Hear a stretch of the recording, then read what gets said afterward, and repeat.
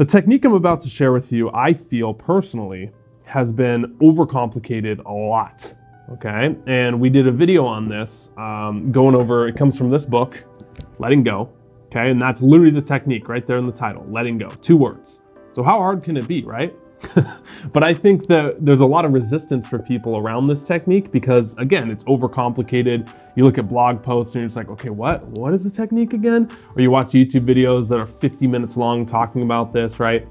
Now, yeah, it's important to go into details, but you don't need all the details to make this effective, okay? So this video's goal is one thing. I'm gonna tell you about those 2 words, the technique, letting go, how to do it, how I have found it's worked best for me, and then that you can actually use it by the end to let go of something. Now, a first question comes up before we get to this technique, which I will give you. You have to understand that emotions are one of the most primitive forms that our brain uses. Think of emotions as like a file on a computer. Okay, you know, you can drag like thousands or hundreds of pictures into that file. You can drag documents into that file. You can drag all kinds of things into that one singular file. What happens if you change the file? You can't find it anymore and you freak out. You're like, oh, where'd that file go? You feel disorganized because that has all your stuff in there, right? What happens if you delete the file? All those things go away with it. So emotions represent that file system of yourself. Okay, now what are the actual things inside the file? Those are thoughts. Okay, now how cool is this? Because emotions are a much more primitive form. When you look at how the brain has developed over, what, millions of years, depending on how far back you go evolutionarily, right? Your neocortex, right, your prefrontal cortex, all this stuff, the like gray matter right here, that's the newest part of the brain.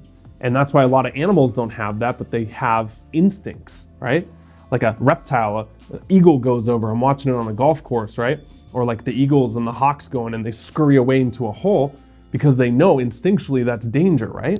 But they're not intellectualizing it after, like, oh man, was that eagle out to get me? Maybe he was a nice guy. Did I overreact there, right? But we do because we're so developed. Your superpower can also be your detriment.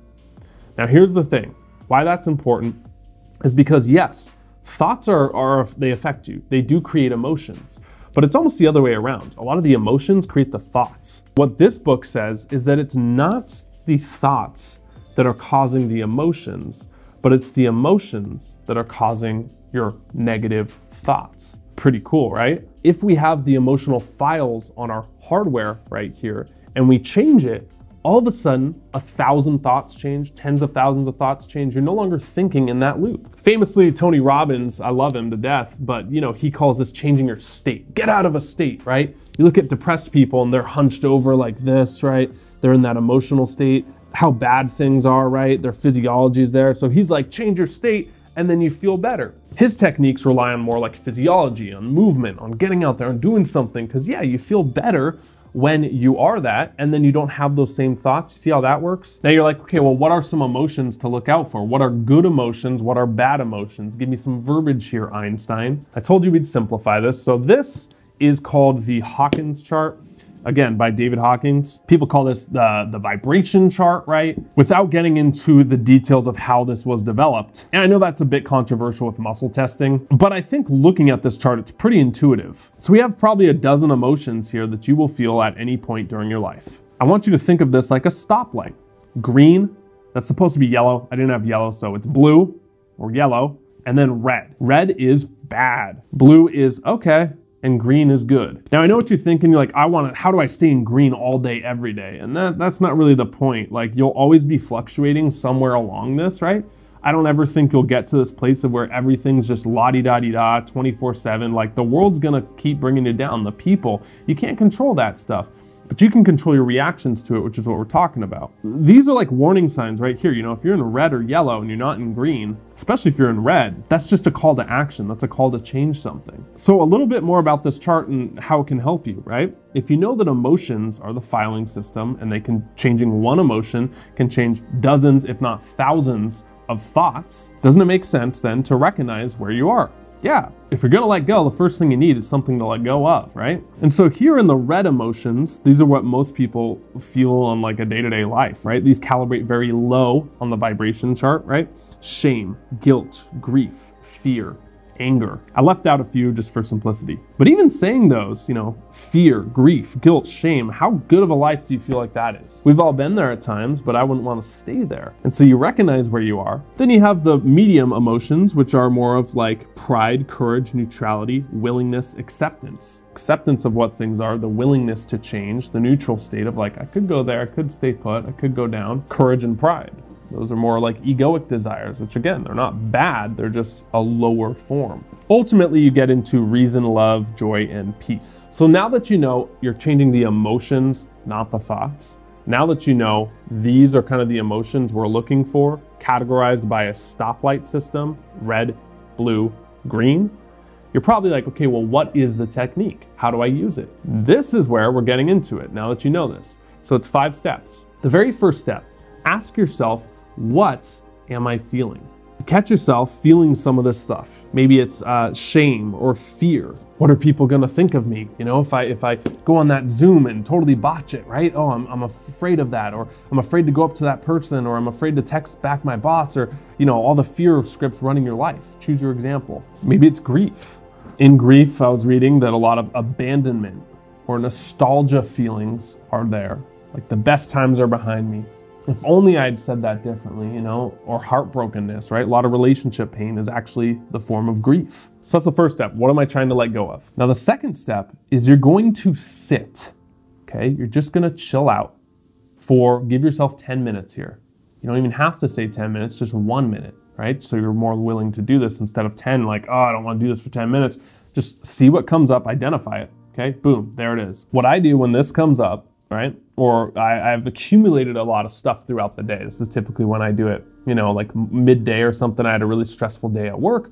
Well, if I don't let go of this stuff, I'm gonna take it home. I'm gonna take it out on the people around me. I'm gonna ruin the next 12 hours of my day. I'm just gonna kind of stay stuck in there replaying things in my head. So here's what doesn't help. What most people do, right, and what I used to do a lot, is I would find that stuff come up and, I'd go to my phone and I would just like, go through social media and just really like waste a lot of time, right? And not address the issue that's going on, not address the emotion. Without getting into suppression, repression, that's how most people go about these emotions. It's unpleasant, so they distract themselves with something else. It could come in the form of getting high, of drinking, of video games, any distraction that you have, social media, instead of actually recognizing that emotion. So the first step is to recognize it. The second step is to run to it, not from it. The third step is ask yourself, can I allow this feeling? Can you allow it?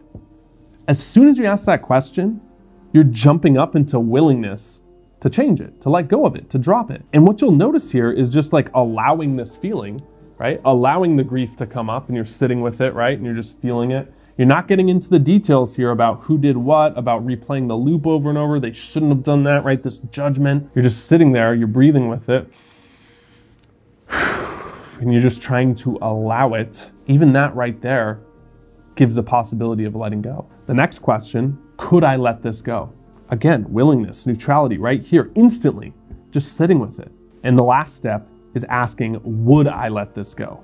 Can I, could I, would I? Now, a couple points before we close this out, because I know what you're thinking right now. You're like, Clark, that is way too simple. There's no way my complex feelings that I've been feeling for a month or a week or whatever, that's too simple. But that's the resistance right there coming up, thinking that it has to be hard to make a change. That, real change, lasting change takes tons of work and force, effort, struggle, that you don't get anything you don't work for in life, right? But so many people like intellectualize their problems to death, to the point of where it becomes a story for them. And stories are way harder to change than emotions, right? It's kind of like actions, emotions, beliefs, stories, and then your identity at the level. Most people are running on like 5 to 10 core stories in their life, and that's really it. That's kind of scary. And so as soon as something becomes a story for you, I was the one who was cheated on. I was the one who didn't have good money issues growing up, so now I spend everything. I'm the person who doesn't trust anyone. I'm the person who can't lose weight, right? Whatever your story is, your whole identity conforms to it too. And it's like, yeah, good luck making change. But to even change that story, you have to have the willingness and acceptance of it to even start making the steps. And so maybe letting go for you is letting go of the story, right? Which we have tons of videos talking about that deeper. The first one is like, this is too simple. Yeah, it's kind of supposed to be. Running a marathon is very simple. You run 20, is it 24, 26 point something miles? I don't know, I've never done it, right? You run that, you don't stop. It doesn't mean it's easy. A lot of these practices, meditation, that's very simple. Sit, focus on the breath, do nothing, right? Observe your thoughts for 10 minutes, 12 minutes a day. It doesn't mean it's easy. Just taking time to chill out, to see what's coming up, to check in with yourself, right? And to let go. Yeah, it sounds simple, but are we actually doing it? Are you actually doing that when stuff comes up? That's like the first thing to do. Again, it's like the warning signs. Red light, yellow light, green light. Remember that the only way to get rid of the program that's running in your mind, the repetitive thoughts, right? And this is where I disagree with the law of attraction, because it says, hey, you're attracting those thoughts to you. You know, even the negative ones, all the toxic stuff about yourself, you manifested it. So just, hey, have you ever thought about not thinking about that? And people think like, okay, I'm not supposed to think about that. No, no, no, no, no. And then it's kind of like, don't think of the pink elephant, right? And you think of it more, more, more, and then you feel guilty about thinking of it. No, I suck. I just think that's a toxic narrative out there floating around, okay? It's okay to recognize when things are bad, when things aren't going the way you want, when you have these feelings. You're not suppressing or repressing them like a lot of those people in like the LOA hardcore camp are telling you. And a lot of people I talk to, you know, on the phone have said that. And I'm like, nah, that's just like missing the whole mark here. Is you recognize them, that is a positive act in and of itself. Recognizing a negative feeling, because then you have the ability to change it, right?